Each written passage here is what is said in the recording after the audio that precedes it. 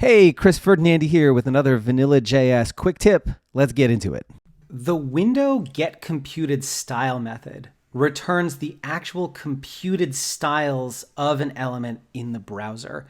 This accounts for inline styles on the element, as well as browser style sheet defaults and any external style sheets you've loaded as a developer, and gives you the styles that are actually showing the rendering of the element in the DOM.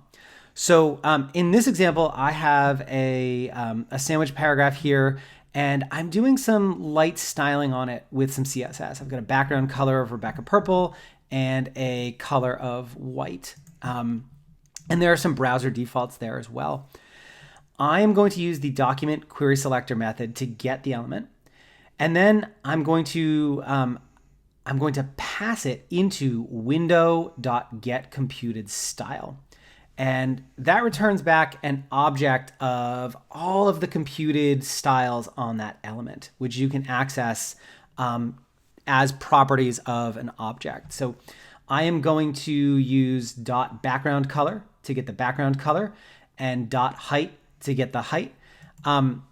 These CSS properties, unlike CSS you might write in a style sheet, which are going to be lowercase with a dash in JavaScript, it's all one word, camel cased. And the Mozilla Developer Network has a really great reference of those computed properties if you want to see how they kind of map from CSS to JavaScript. And then I'm gonna log both of these into the console.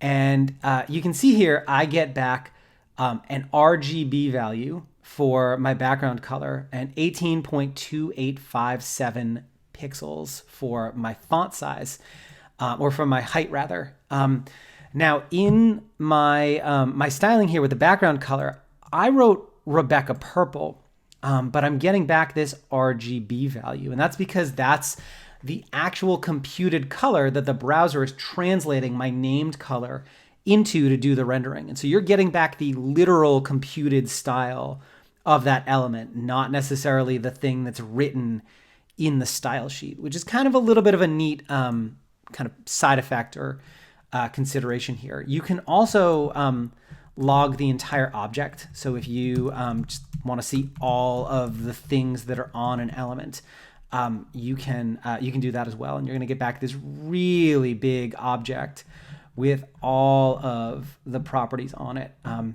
You can loop through them like you would an array. You can also access them directly as properties, so you have a bit of flexibility there.